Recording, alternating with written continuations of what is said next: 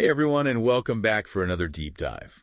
Today we're going to be taking a closer look at the work of Michael Genesereth, Oh, yeah.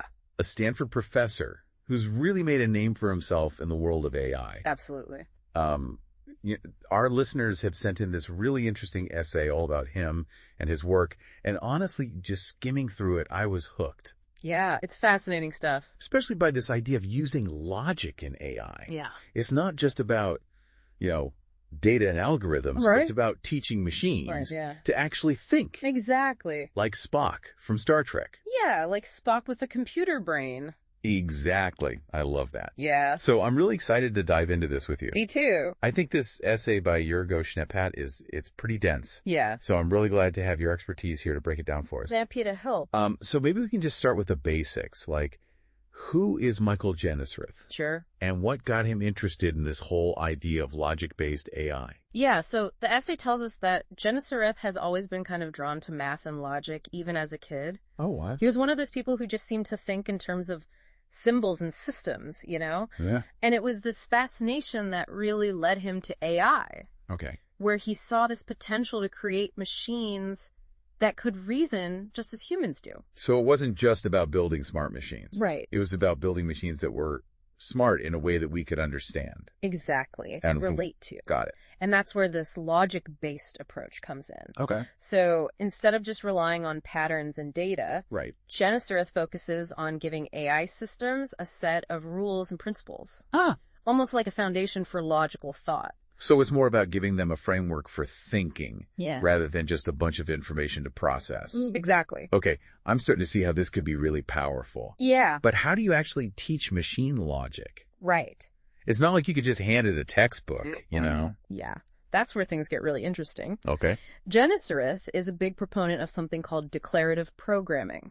Okay. So instead of telling the machine how to do something, Right. you define what you want to achieve. Okay. You give it the goals and the constraints, Uh-huh. and then the system actually uses logic to figure out the solution. So it's less about step-by-step instructions and more about like setting a goal and letting the AI figure out how to get there. Exactly. That's pretty amazing, assuming it can actually bridge that gap. Right.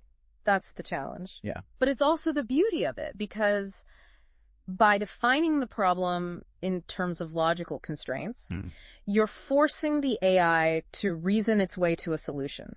Okay. It has to consider all the possibilities, Uh-huh. weigh the evidence, Right. come to a logical conclusion. Well, that's it. And this, in turn, can actually lead to more transparent AI systems, Oh, that's interesting. where you can actually trace the logic behind a decision. So you can understand why the AI made a certain choice. Exactly. That's really cool. Yeah, especially with all the concerns about AI bias and decision making. Yeah. Having that level of transparency could be huge. Absolutely. But I'm still a little bit fuzzy on how this actually plays out in the real world. So can you give me a concrete example? Sure. So imagine you're building a self-driving car system. Okay. Instead of just training it on tons of driving data. Yeah. You could define a set of logical rules. Okay. Things like always stay in your lane, don't exceed the speed limit, Right. avoid collisions. Got it. The AI would then have to use those rules to actually reason about its actions in any given situation. So it's not just reacting to patterns it's seen before. Right. It's actually thinking about this situation based on these logic principles. Exactly. That sounds incredibly complex. It is complex, but that's the level of sophistication that Genesereth is aiming for. Yeah. And his work actually goes beyond just self-driving cars. Okay. One of his most well-known contributions is something called the Game Description Language, or GDL for short. Oh, yeah. I read a little bit about this in the essay. Okay. And honestly, this is where things start to sound like straight out of science fiction. Yeah. An AI that can learn any game imaginable. It's pretty incredible. How is that even possible? Well, the key is actually in the name description. Yeah. GDL lets you represent the rules of any game in a standardized logical format. Wow. It's like creating a blueprint of the game's logic that the AI can then understand and use. So you're not programming the AI to play a specific game. You're giving it the tools to understand the rules of any game. Exactly. That's mind-blowing. Yeah. But how does it actually work in practice? Okay. Can you give me like a simple example? Sure. Let's take a really simple game like tic-tac-toe. Okay. In GDL, you could define a rule like if a player has 3 of their marks in a row, they win. Right. The AI using GDL, can then take that rule and apply it to any tic-tac-toe board configuration. Okay. It can figure out who's winning, what moves are legal, Wow. and even come up with its own strategies. That's incredible. Yeah. And it's not just limited to like tic-tac-toe. Right. Researchers have used it to create AI systems that can play much more complex games. Right. Like chess, Go, and even poker. So this GDL thing is kind of like a master key. Yeah. You can unlock any game no matter how complicated. Exactly. That's pretty amazing. Yeah. But I have to ask, like, what's the point? Right. I mean, I get that it's really cool that AI can play games, but does it have any real-world applications? It does. Okay. It's actually a lot more significant than it might seem. Okay. GDL isn't just about building game-playing AI. Right. It's about creating systems that can reason logically in complex dynamic environments. Okay. And that has implications for all sorts of things, from robotics to financial modeling. So it's not just about games. Right. It's about teaching AI to think strategically and make decisions based on logic, Exactly. which could then be applied to all sorts of real-world problems. Yeah, like think about a robot navigating a busy city street. It needs to understand the rules of the road, predict the behavior of other cars, pedestrians, and then make these split-second decisions to avoid accidents. With a lot to process. Yeah, that requires a serious level of logical reasoning that GDL can help develop. Okay, that makes sense. But the essay also mentioned that GDL is used to create something called multi-agent systems. Yes. What are those?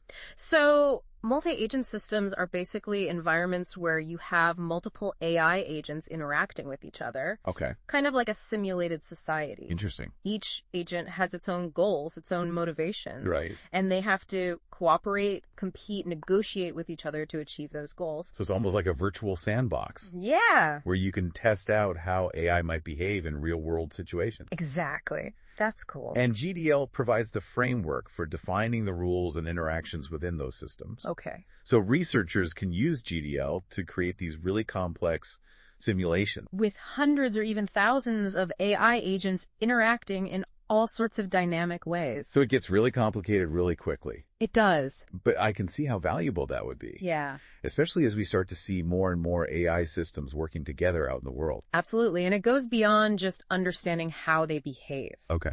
Multi-agent systems are also being used to develop solutions for a wide range of problems. Like what? Like traffic optimization, financial market analysis, all sorts of things. So this is where the rubber really meets the road. Yeah. We're talking about using AI to tackle some of the world's biggest challenges. Exactly. And Genesereth's work on logic-based AI and GDL, Right. it's really laying the groundwork for this whole new generation of AI systems that are more transparent, more explainable, and ultimately more trustworthy. One thing that really stood out to me in the essay was the emphasis on Genesereth as a teacher. Oh, yeah. It seems like he's just as passionate about educating the next generation of AI researchers as he is about his own research.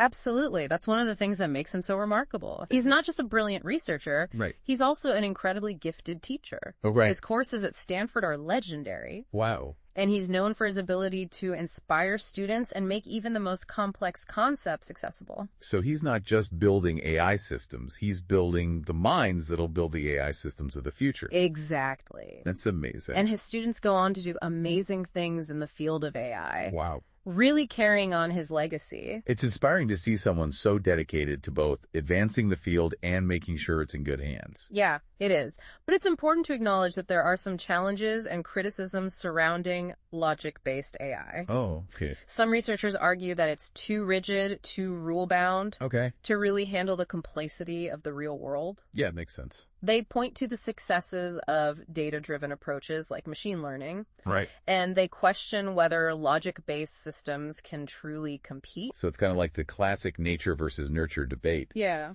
But in the world of AI, Right. on one hand, you have the data-driven approach, which is all about learning from experience. Mm-hmm. And on the other hand, you have the logic-based approach, which is about reasoning from first principles. That's a good way to put it. And it seems like there's a lot of potential in both approaches. Yeah, it's an ongoing debate. But I'm curious, how does Genesereth himself address those criticisms? Mm-hmm.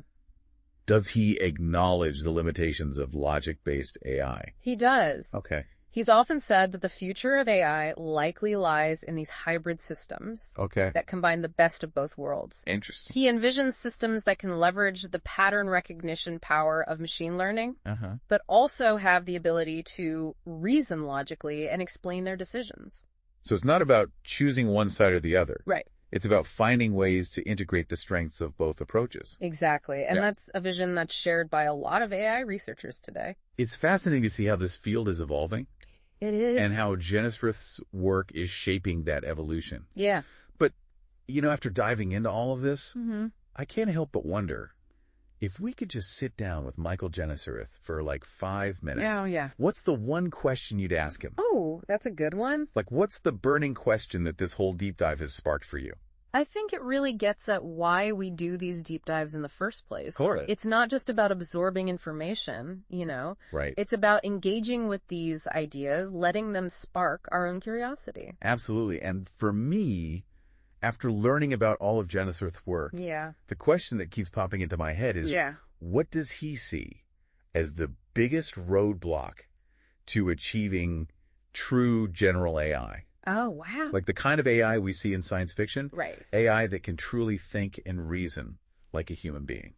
That's a fascinating question, Yeah. and one that I'm sure he would have a lot to say about. We've talked about the potential of logic-based AI and GDL, Right. but there's still a long way to go before we reach true general AI. For sure. And I think for me, one of the biggest challenges seems to be replicating common sense reasoning. Right. The kind of stuff that humans just do naturally. Exactly. Like understanding the nuances of language, making inferences, learning from a single example. Those are all areas where current AI systems really struggle. And it all kind of comes back to the nature of human cognition. Right. Which we still don't fully understand. It's true. So maybe the biggest roadblock isn't technological at all, but a lack of understanding about our own minds. That's a very real possibility. Yeah. And it's something that Genesereth himself has talked about. Has he? Yeah, he's often said that the quest for AI is ultimately a quest for understanding intelligence itself. Wow, that's deep. It is. And it makes this whole conversation about AI feel a lot bigger Yeah. than just building smarter machines. Yeah. It is about unraveling the mysteries of the human mind. Right. And exploring what it means to be intelligent. So well said. Thank you. I think it's time to wrap up our deep dive into the world of Michael Genesereth. Yes. We've covered so much today. We have. From his early love of logic to his groundbreaking work on logic-based AI. Yeah. GDL. The quest for general AI. It's been a wild ride. Has been. If you're feeling inspired to learn more about Genesereth and the world of logic-based AI, be sure to check out the show notes for links to some of his work and all the other resources we mentioned. Yeah, and keep thinking about that question. Yes. What are the biggest roadblocks to true general AI? Let it fuel your curiosity. Exactly. Until next time, deep divers. Keep exploring. Keep questioning. And keep those brains engaged. We'll see you on our next deep dive adventure. Bye, everyone.